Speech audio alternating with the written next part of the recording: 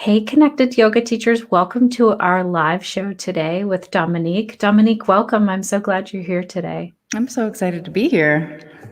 I am really excited that you're going to get to talk us through how you figured out the tech of teaching online, because a lot of our teachers are in that right there with you. But before we dive in, I want to share just a shout out to our sponsor, which is actually one of my offerings, Pelvic Health Professionals. And I'm super excited because the doors open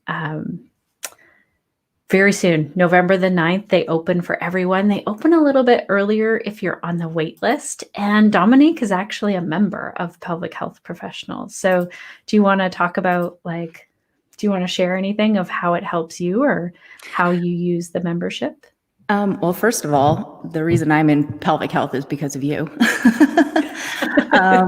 I don't know if you remember this, but I reached out to you when I was very pregnant to join the Mama Nurture prenatal training. And I think the email went something like, so I'm due the day of the last day of training. Do you think that's too late for me to, I was like, do you think that's okay if I'm due on the Sunday that we're having the training? Is that okay? And you were like, I think we should probably put that off. I was like, okay. Right. But through there, I specialized in pre and postnatal. And then I went on to specialize in pelvic health because I peed my pants at 8 months postpartum, doing nothing but cooking in the kitchen. I wasn't jumping, laughing, sneezing, nothing. I just stood there and peed.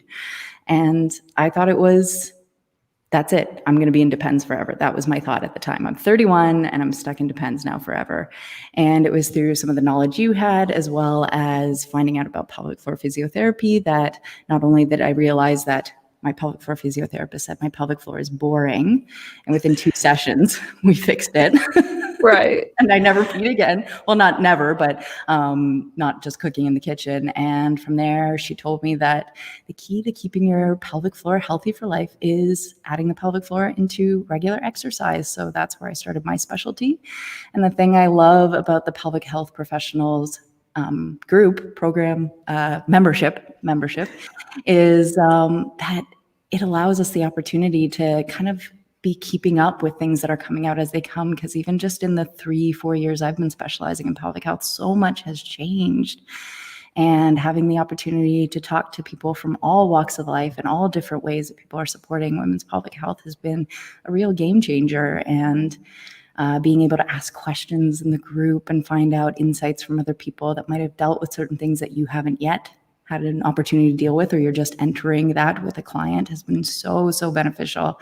And I've had so many successes with clients just from asking questions and being part of the group. It's been really, really exciting and fulfilling, and just feeling like, yeah, I know what I'm talking about.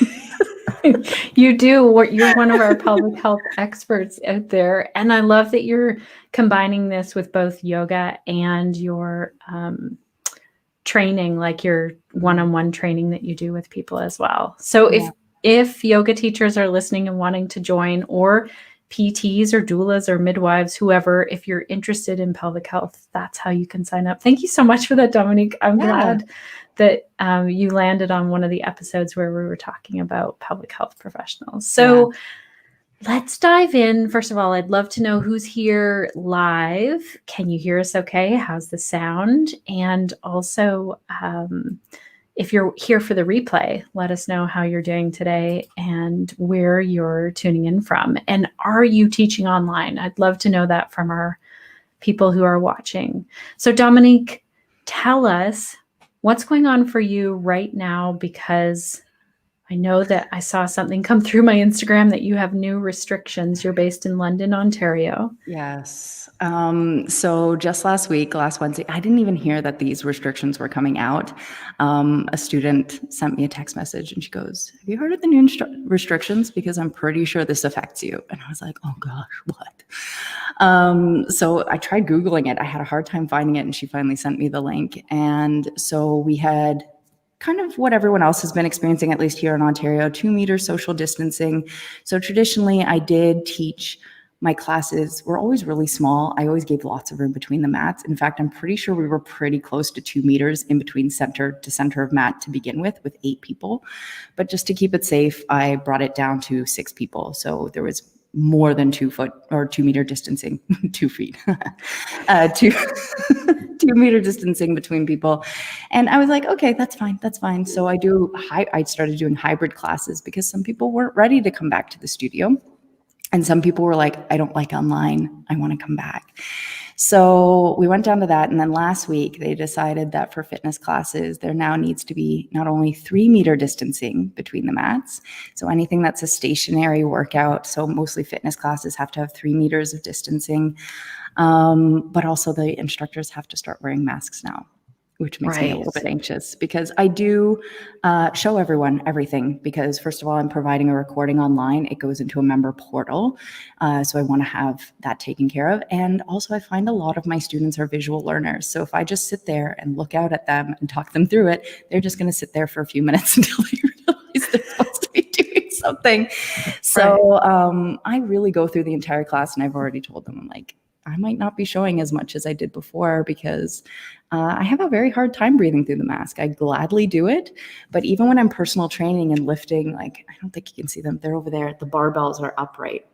Yeah. Even when I'm lifting them out, I'm getting quite winded wearing my mask because I do wear a mask when I'm personal training. So we'll see how that goes. This starts on Wednesday now. It was originally supposed to start on Saturday.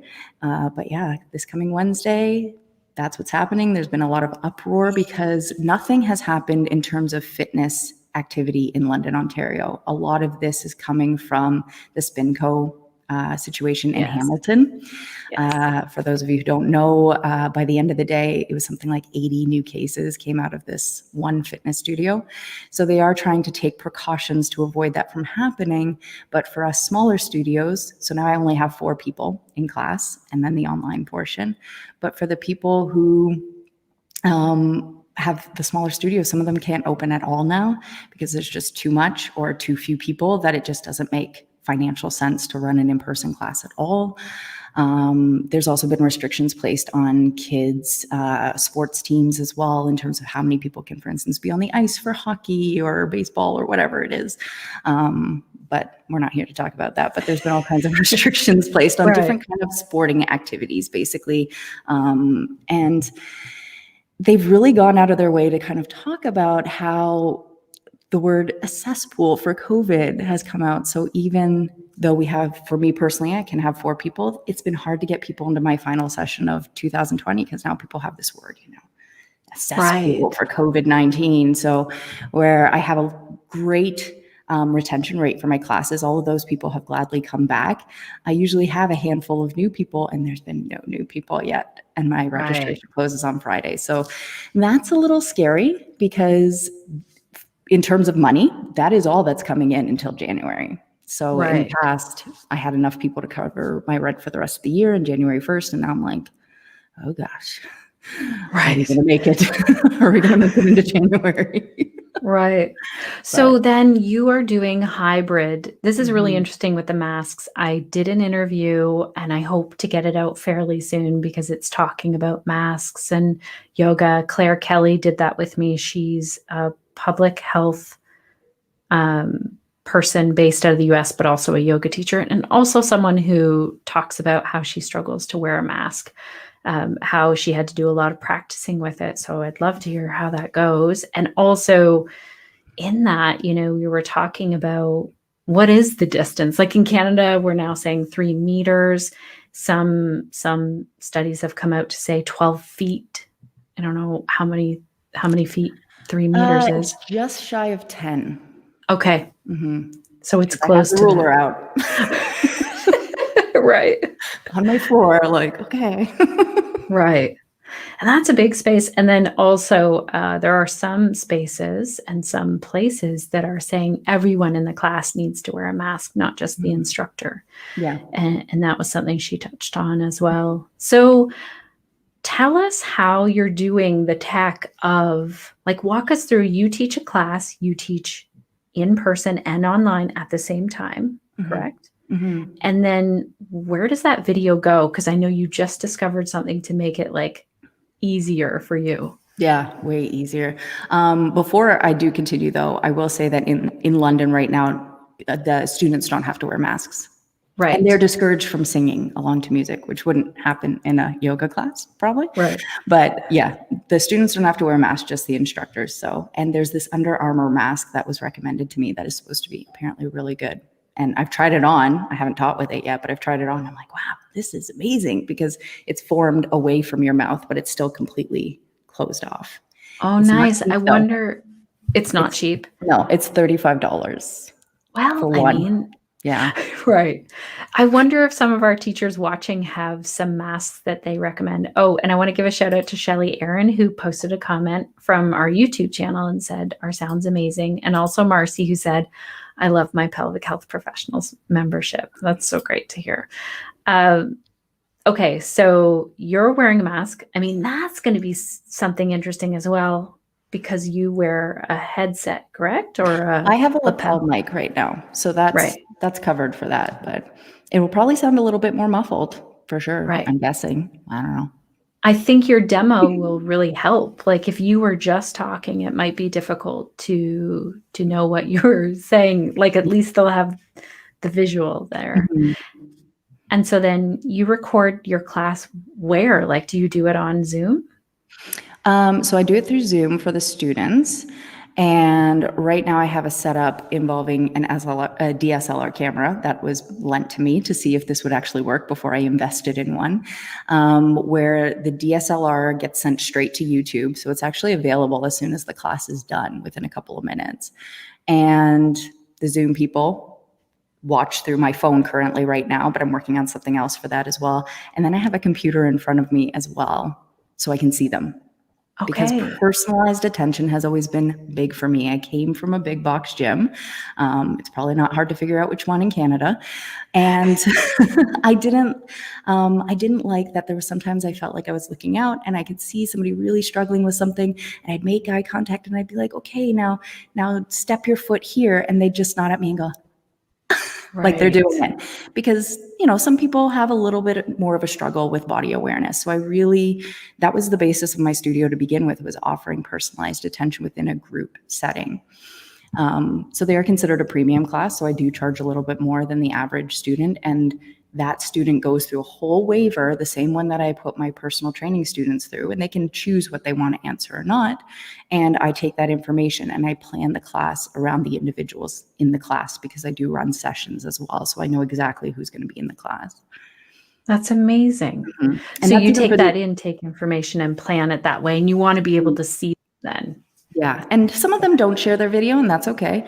And the ones that do, I actually realized when I was watching back a replay, I'm like, why am I looking down so much? And then I was like, oh, I'm checking in with the people online. But I was really like, what am I doing? Why am I looking at the floor? Because you can't see the computer in the shot, but I just kept looking down at the floor. And that's because I'm checking in with the students that are there on the video. Okay. Mm-hmm.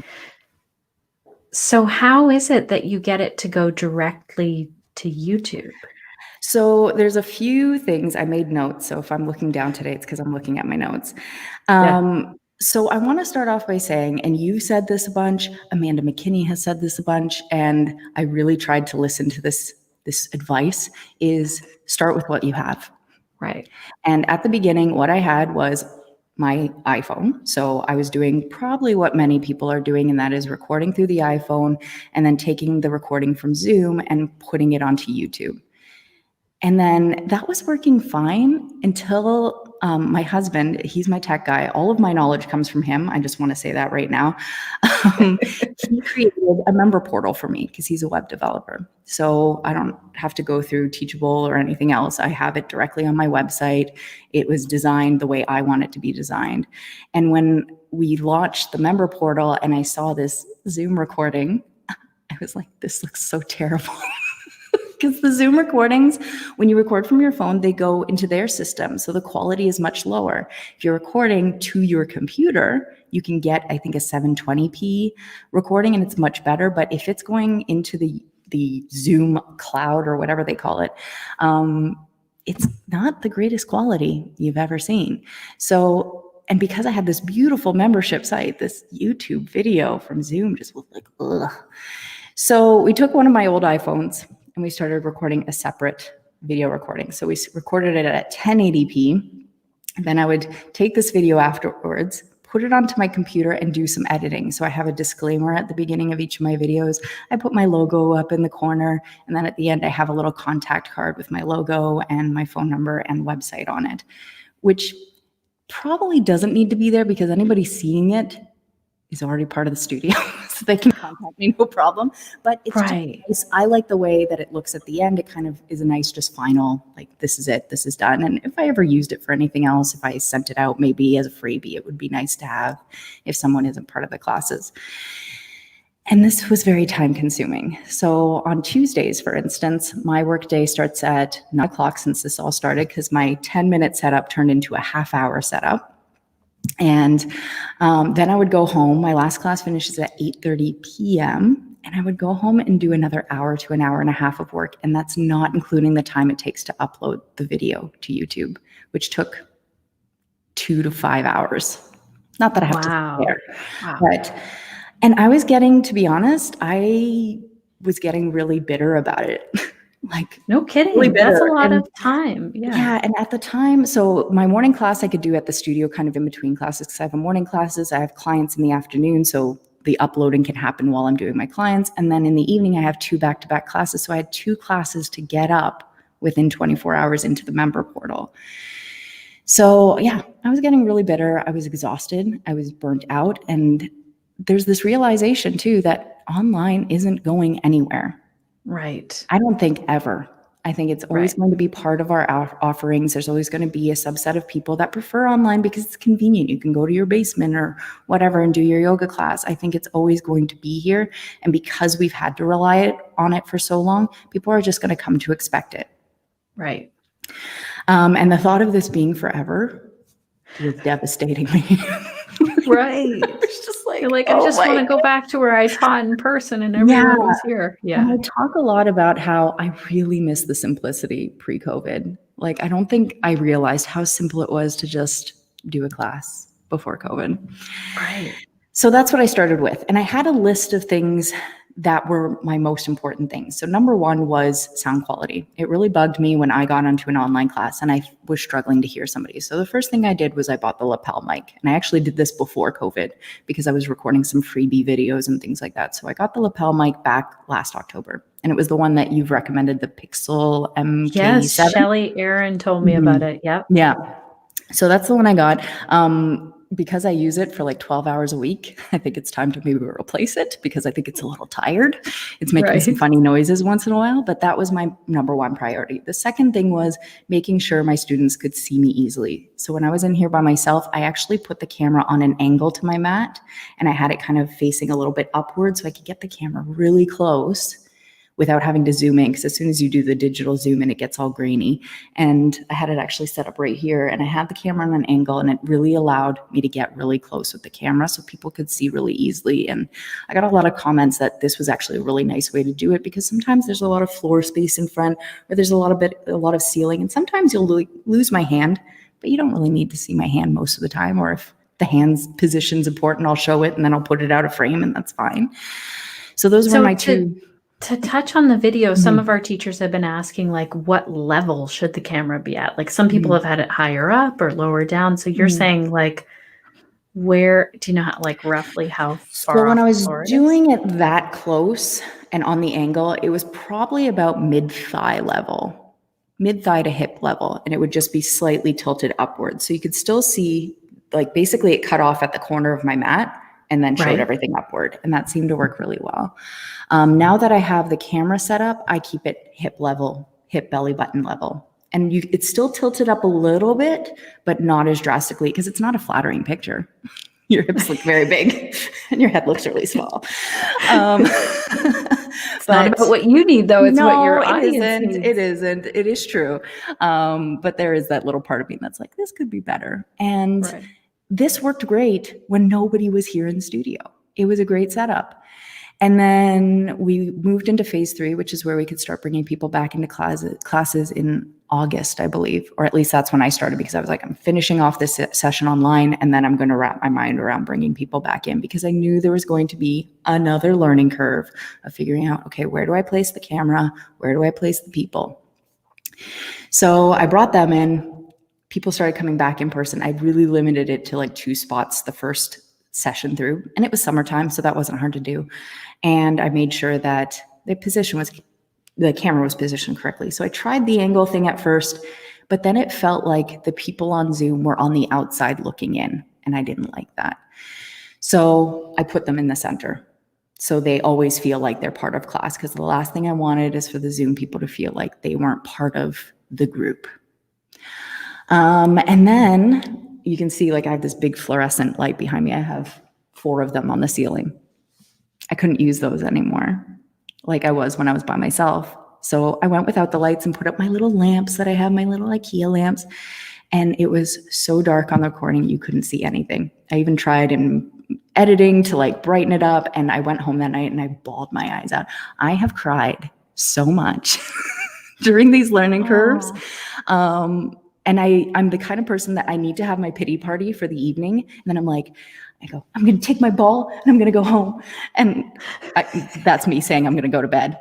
And, and as I'm having my pity party, my husband's like throwing out all these ideas. Oh, there's these lights. They're great. They're going to work. And I'm like, no. I don't know. It's not going to happen. It's going to be distracting. It's going to be this. And then the next day I have to kind of tuck my tail between my legs and be like, so what were those lights you were recommending?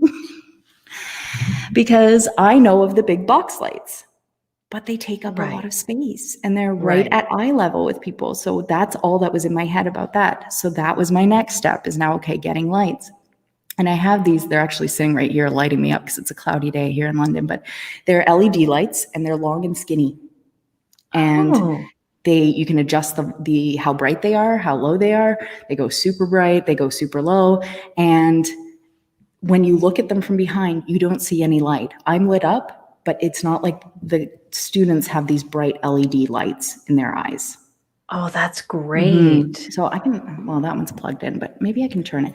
So we're going around. So that's it right there. Oh, yeah. Oh, that takes up so little space. Yeah. That's what I need for my office. It's not a ring. It's a line of it. Yeah. And they came as a pack of 2.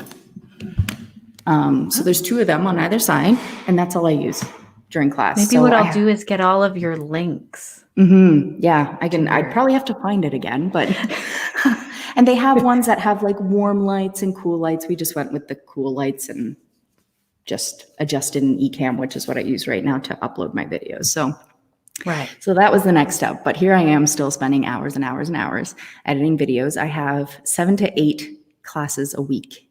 Wow. That's like 8 to 12 hours of my time gone. Time that, and I'm making less money now. So it feels like a burden. It really did. And I was like, I don't know how I'm going to do this. So then my husband again comes up with this idea of, okay, well, maybe it's time to invest in like an DSLR camera and do this. And I was like, oh, remember that part where I'm making less money? What's your husband's name, first of all, before we go any further? His name's Steve. Steve, that's right. Like, huge shout out to Steve for just like continuing to cheer you on. Anywhere in there, he could have just been like, "That's it, I'm done with you. I'm done, and you can do this on your own." And he's still at home right now, figuring out like the next step that we have for stuff. Like last night, I got home from work, and he's like, "I've been spending an hour with this program and trying to figure this out." And I'm like, "I love you." Just make sure it's really simple by the time you tell me what to do. So I came up, so we had this idea of the camera. This would have been back in the summer still. So I was actually sitting with a friend on the beach nearby and telling her about this plan that we have to get this camera to start streaming it directly to YouTube. And I still had no idea how this would look at the time. And my friend is a photographer. And she said, why don't you borrow my camera and just see if it even works before you go invest in a camera?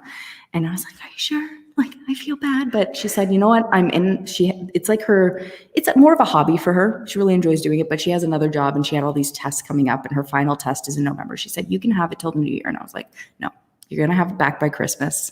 I will borrow it. Thank you. Until November 25th, which is the day of her test. So she lent me her Canon T6i. So that's the camera that I'm using right now. I had to check that in my notes.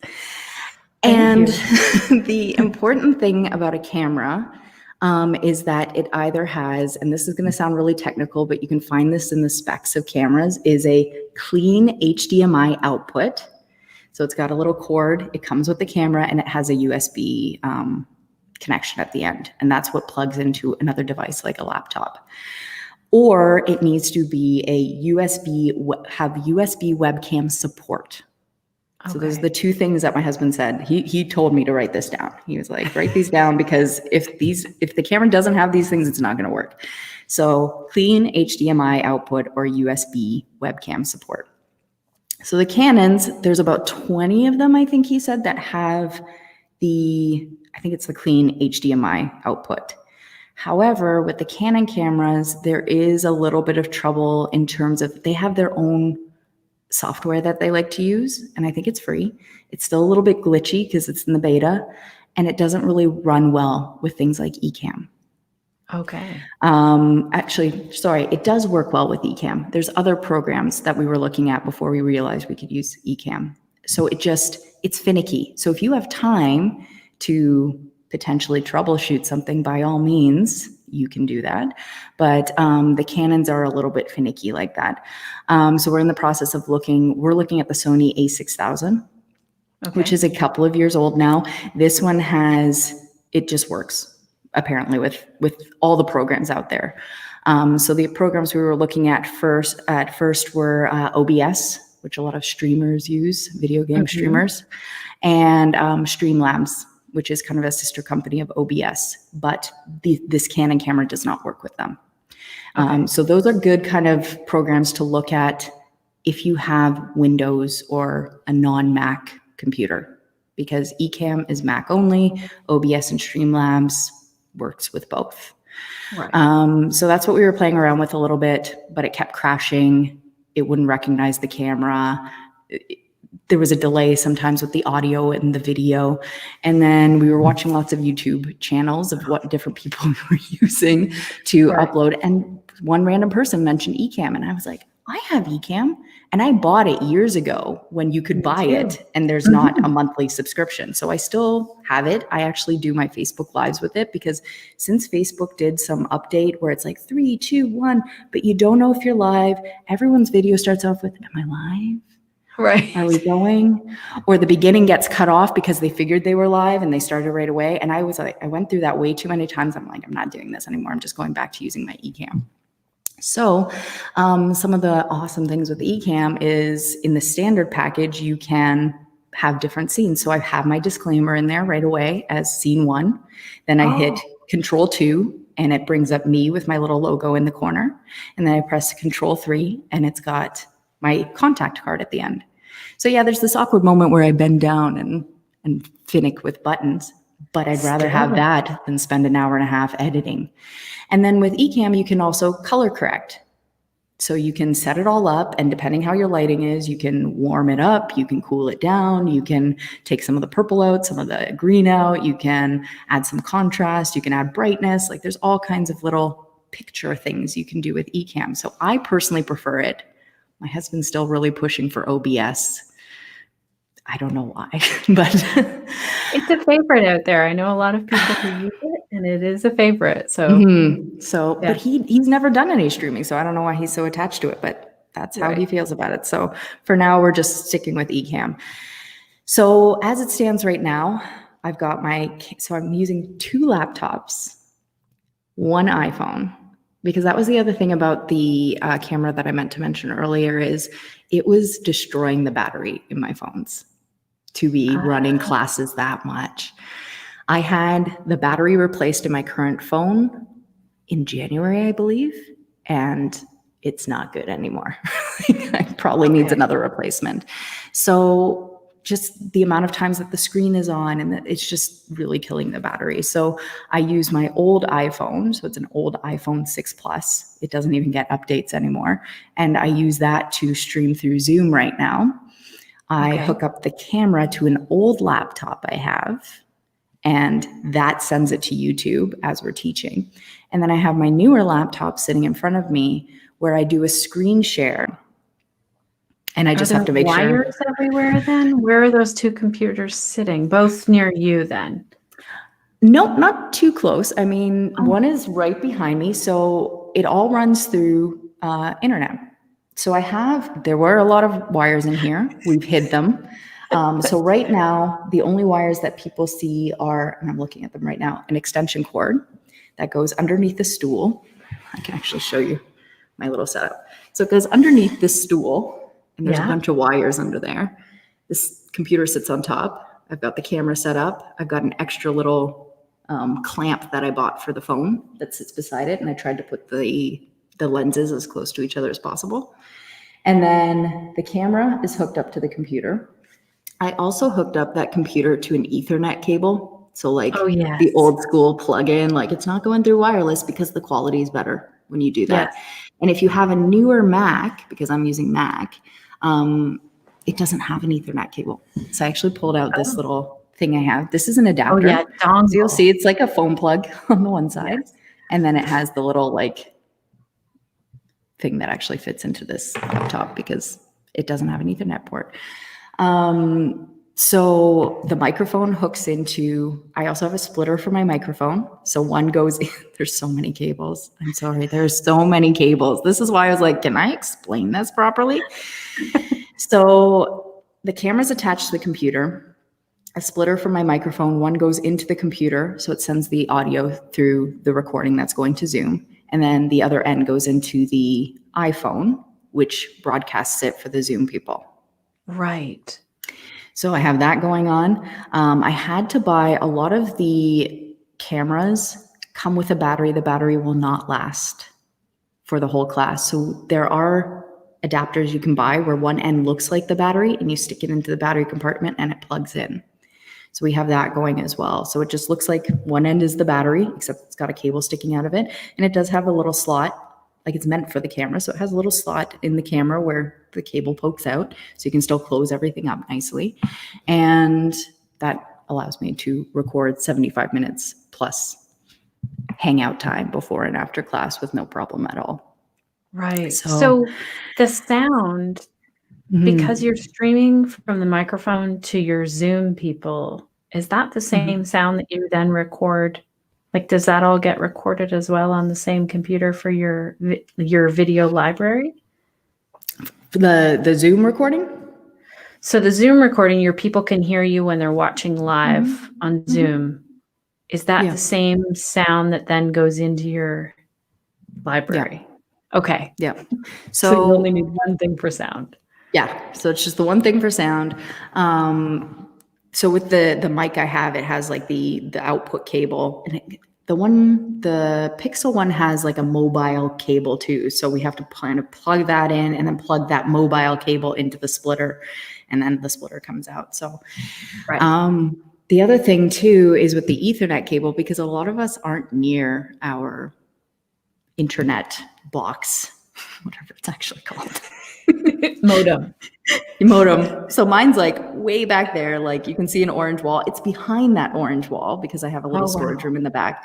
So I don't know how long this cable is, but this space is 925 square feet. It's coming from the modem. We looped it through the baseboards. We have it sticking out through the baseboard. It comes straight across and then straight back. And we still have coils and coils and coils of this thing. We bought it off Amazon. It's like a flat Ethernet cable. It's got to be like 100 feet long. Oh, wow. That's amazing. So there are big ones. It runs, but my office is only 10 feet or something, but I have to have it plugged in because our internet is so slow here. Yeah. So you can definitely buy longer Ethernet cables off of just Amazon. And they're pretty cheap. They're not too bad because price has been a big factor for us recently. Right.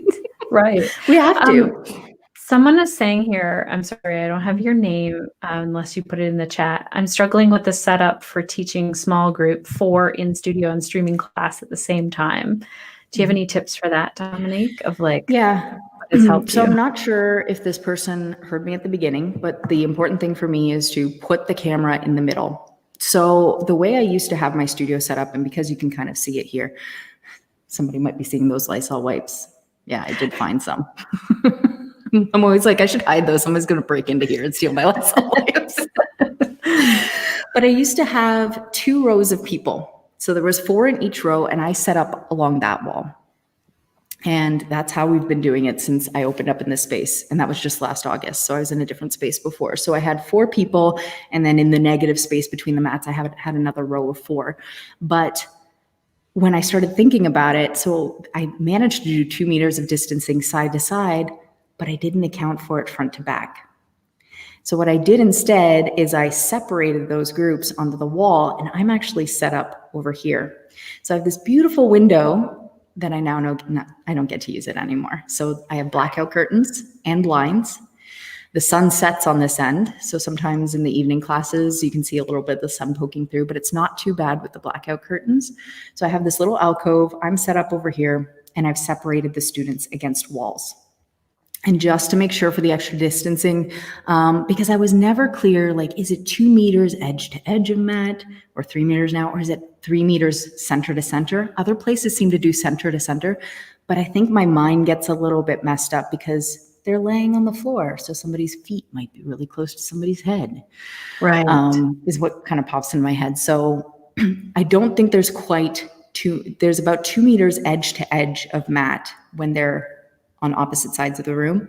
So again, I kind of put them in the negative space so they're not face to face with somebody. And then I marked it off, like there's little, I don't know if you can see it, there's little marks on the floor, little black like corner marks that I've marked off.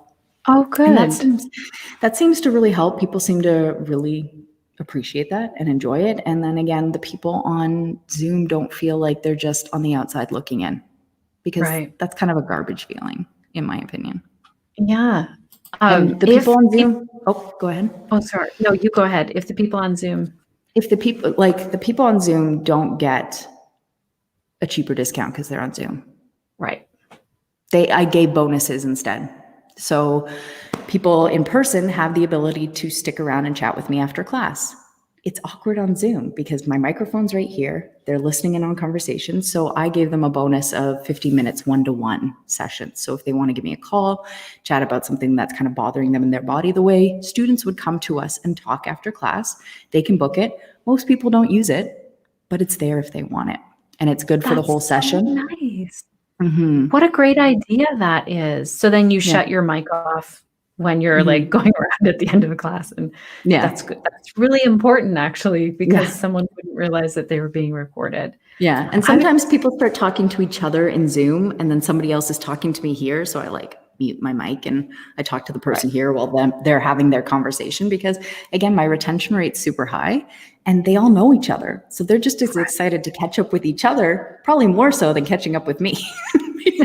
I just share my life story on social media, so they know what's going on with me, but they don't know what's going on with each other. So that's nice. I just want to put your website here in case our yoga teachers want to check out a class with you, so they can register for virtual classes no matter where they are in the world. It's bodymindfitness.ca, because Dominique's a fellow Canadian. And then there's another. Okay, so Jacqueline saying super helpful. Thank you. Oh, I'm glad. I agree, really hoping this is coming across, because I'm such a visual learner and I explain visually. That's why I show everybody everything in the classes, that I'm like, oh gosh, I hope I'm communicating this properly, because it's a lot. And I'm not a tech savvy person at all. So it kind of makes me laugh that I'm here talking about the tech stuff, but I need to be shown how to do things. And I've told my husband, I'm like, no, don't tell me. Don't make Post-it notes for me. Show me how you do it, or talk me through it as I'm doing it, so it sticks. So I'm glad, Jacqueline, that this is helpful for you. Yeah. And so time saving. It saves so much time. I feel like I have my life back. No kidding. This question is, what about video for Zoom? Anyone using Smooth or Pivot, I've never heard of these things, as a holder for phone to track? Oh, maybe these are the things that move for streaming. I've never used one of those. Have you, Dominique? We do have one. I used it as a stand at one point, but I didn't actually use the tracking on it. Right. Yeah, it didn't seem like it was something necessary for me to use personally, because I get on my mat, I stay on my mat. And the thing that kind of caught my attention is every once in a while, it might zoom into your face, or it might zoom in and you don't need to see my face. You need to see what my body's doing. So it Right. depends on how well they work and what they do on their own as well, because it might end up tracking something that really has nothing to do with what you're doing right now. Right. Okay, that's so good. That's so true. Any other questions from anyone who's here live or here for the replay? You can put them in the comments and tag us so that we see them. Anything else, Dominique, that you have found to be super helpful in this journey? Like, I think we're our own toughest critics. Like, if something doesn't go wrong, we're like, oh my God, this didn't happen. The sound didn't work. This didn't work. But our clients, our students, they're so forgiving, especially right now. Like, if you're going to get into online teaching, now's the time to do it, because everyone knows this is new for us. And another side note today, this actually just came up this morning, and I don't know if this really applies, but it was something that was almost refreshing for me to hear as well, is a studio in Cambridge, which is not too far from here, just announced that they were closing down. She announced it over Facebook, and she had a lot of comments coming in about, oh, what was this? Why did you make that decision? And then she would get some private messages. Oh, you must have gotten a new job or something. And she's like, no, I just couldn't afford to do it. And we are continuing to try to provide positivity and a space for people to feel good, that a lot of times they just don't know that we're struggling. So I wouldn't be afraid to ask people, like, it doesn't have to be monetary. I've recently asked my students, I'm like, if you love the classes here and you see somebody looking for a recommendation on Facebook, please take a moment to recommend the studio. Please leave a Google review. Please, like, just word of mouth is still the best advertisement. And it's okay if they know that you're struggling. It's okay. Like, we're not superheroes. Like, we're all doing our best. But it's embarrassing to say that we're struggling. And then you suddenly hear about a studio. Like, I know a few places here, when they announced that they were shutting down their physical locations, my mind was blown, because it seemed like everything was going really well. And it's okay to be a little bit vulnerable. Last week, I actually posted a pretty vulnerable post about the new restrictions that we had here, where I took a picture. It's me with my head in my hands, and I was actually crying that morning because I'm not a crying person, but I have cried so much. Every time something new comes up, I'm just a mess. And it's not because I'm scared of what will happen, because at this point, I know that I will make it work. But it's the learning. It's the learning that feels like, oh my gosh, there's something else I have to figure out now. There's something else. So taking your time, even if the only thing you do differently today is maybe change the angle of your camera so people can see you better, because that was a big thing people were worried about here. I have a lot of older students as clientele, older than me. I'm somewhere in my 30s. Something. But I have a lot of women who are 50, 60 years old taking classes, and their big concern was A, the technology, and B, if they're going to be able to see me or hear me. So even just maybe taking that one step of just changing the angle of your camera. We don't need to see your floor. We need to see maybe a couple of inches in front of your mat, but we don't need to see the giant floor. And taking time to really position your camera so they can see you. And then taking it one step at a time, because it is very overwhelming to do all the things at once.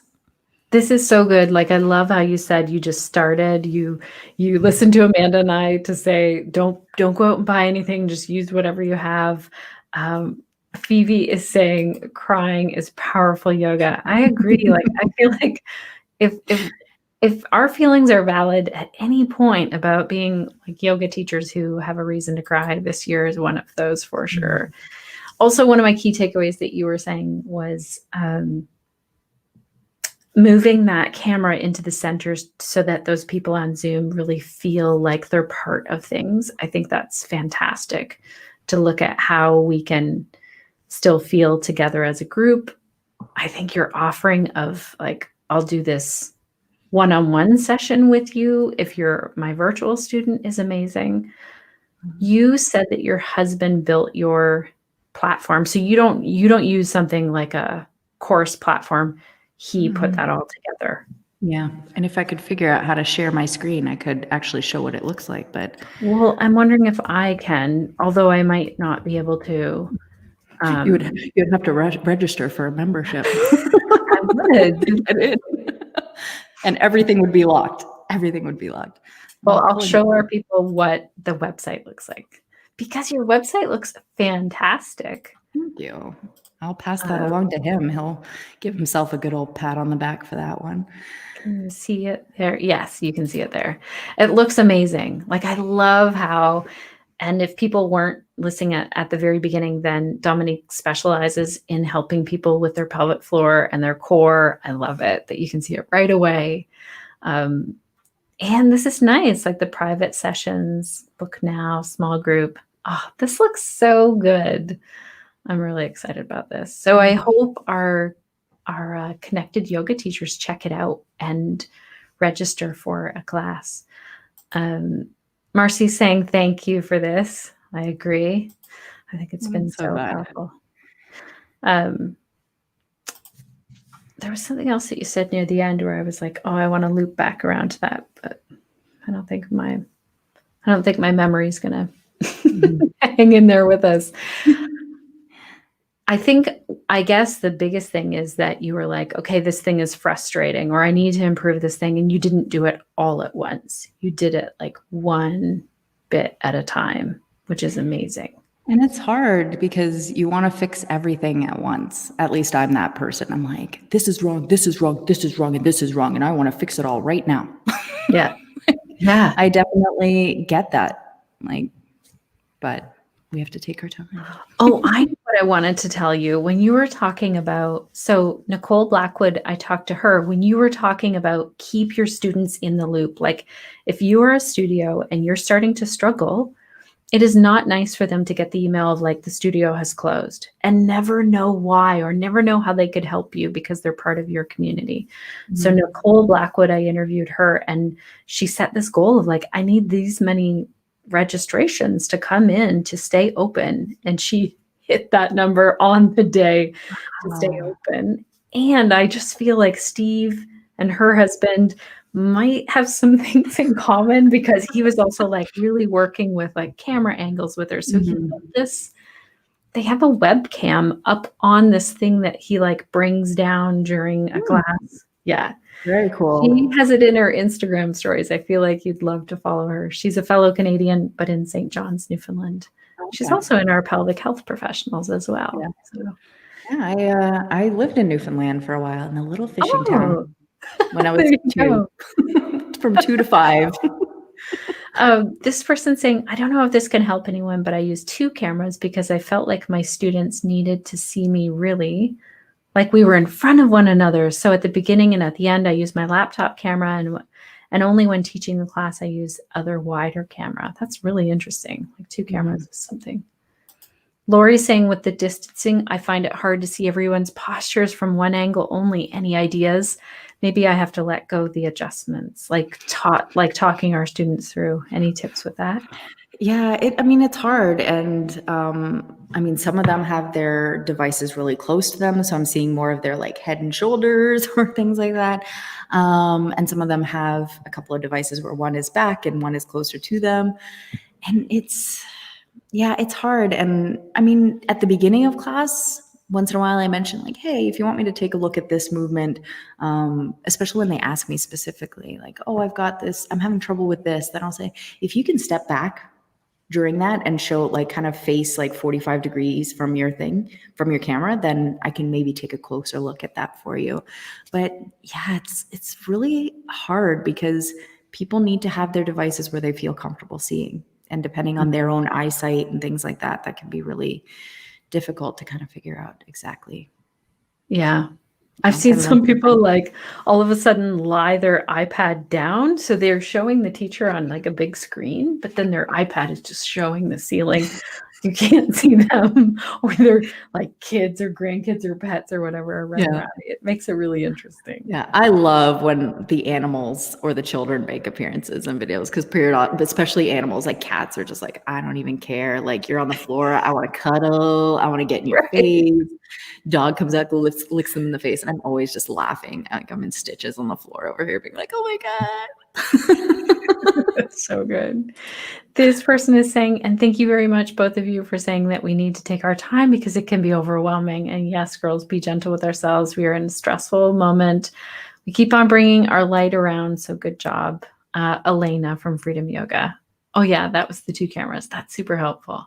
Okay. It's true. I think we need to really take some time for like that self-care, like make sure we're fitting in our own practice. Maybe I know some teachers who dove in or held back or whatever, but at some point said, I need a little break right now. Like, this is too much right now. So yeah, we were actually supposed to go away March break to visit my in-laws who live much closer to you than to me. They live in New Liskeard.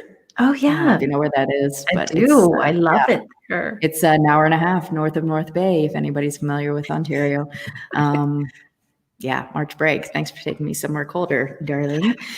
But obviously we didn't do that because that's when everything here really started shutting down. So I had that week off initially and I had a new session starting right afterwards. And I really took that week to figure out Zoom because I knew nothing about Zoom except as a participant before, and set up like a meet and greet on Zoom so they could play around with it. They could figure it out and see it's actually not that scary, because especially with some of I think it's better now because so many people have had to rely on things like Zoom. Right. That it's not so anxious anymore to just get on there. But at the beginning, a lot of these people had never even heard of Zoom, and they were really anxious about the technology part. And some of them did ask if they could defer to another session, and I gladly let them. But I created a couple of opportunities where I was like, I'm going to be on Zoom from this time to this time. Here's the link.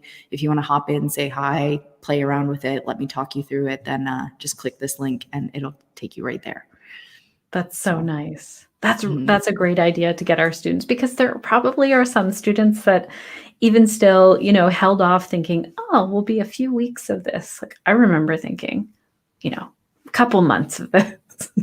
Here we are rolling around at the end of the year. And I think some of those students might be, not outside as much and coming inside and feeling like they want that routine back, especially as we get ready for January.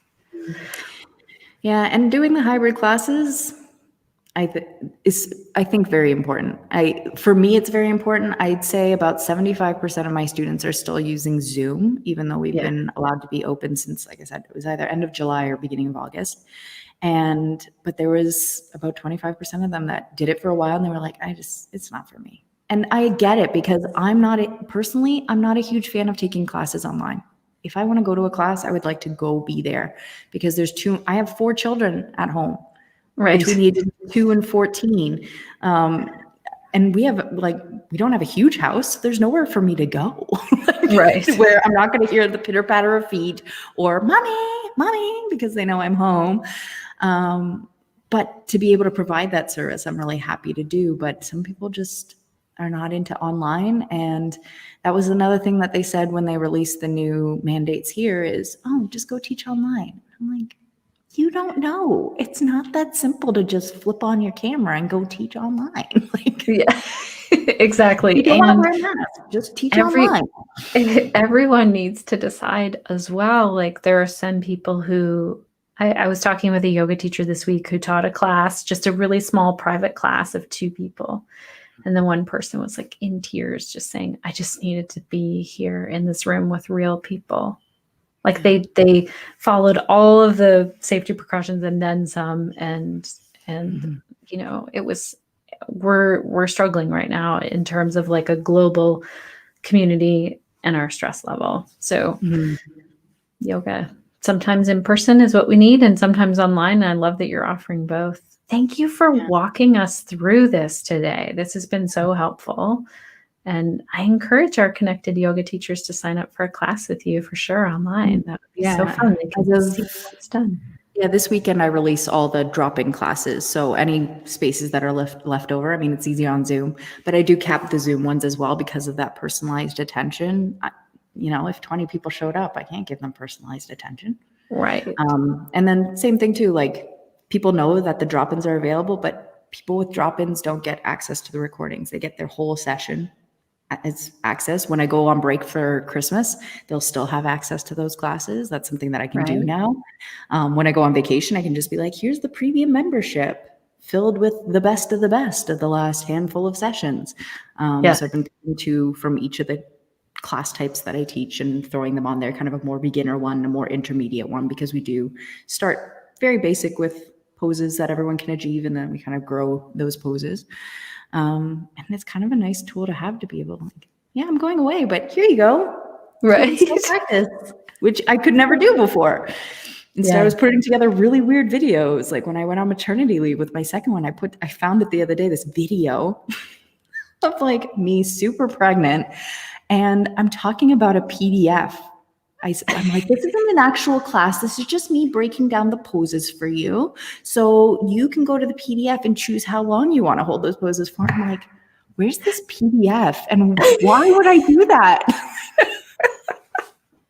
I love it that you're so comfortable on video now that you'd be like, this doesn't make any sense anymore. Yeah. Oh And my I put God. it in the member portal. I'm like, just if you want a good laugh, like check out this video. That's my first ever yoga class I did on video. And like, I had fluorescent lights, but I didn't turn them on because I wanted to set the mood, and I didn't have a microphone. So the sound is like garbage and echoey. And yeah, and I'm just waddling around my mat. Like, here's how you do a downward dog, but this isn't a class. You have to check the PDF. That's so funny. Oh my gosh. We learn so much in these, especially like in this year. Oh, I love it. And Shelly Aaron is here. Shelly is one of the tech experts that I turn to for all things video and tech questions. So I love that she's saying this was so helpful. Thank you so much. And knowing that, I'm glad she found it so helpful too, because if I knew she was watching and the tech expert at the beginning, I'd be like, I just took some notes that my husband told me I should mention. Oh, I do this is way past everything now. So the thing we're working on right now, I want to mention, and we had to get Ecamm Pro to do this, is actually sending the video to YouTube and Zoom at the same time, which will get rid of the second. That's the project we're working on right now. It takes a very powerful computer though. So my husband just built me from an old Mac tower with a new video card in it, this tower that is going to live in the studio and hopefully be able to, we tried it out, it worked, where it was going to Zoom. And so the YouTube is delayed, which is fine because nobody's actually watching the YouTube in my case. Right. And then the Zoom at the same time. So it'll all be from the one camera. That's amazing. StreamYard that I'm using right now pushes to YouTube and our Facebook at the same time. So I feel like that could be a possibility for teachers if they had a private Facebook group for their students and then they wanted to also put it onto YouTube. But it has to be plugged into the Ethernet and lots of other tricks. Yeah. So. This has been great. If you use Vimeo, you can do that already. I didn't know that. Neither did I. So many things to learn. Everyone knows something different from everyone.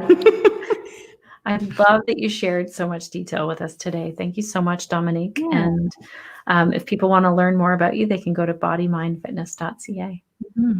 Awesome. Thanks so much for having me. It was a blast. And if anybody has any extra questions that they need more clarity on, please let me know. And I can even take a little screenshot of my member portal if you ever felt like having one built for you. And you can see what it looks like. Yeah. Oh, that's great. Thank you so much. Yeah, thank you.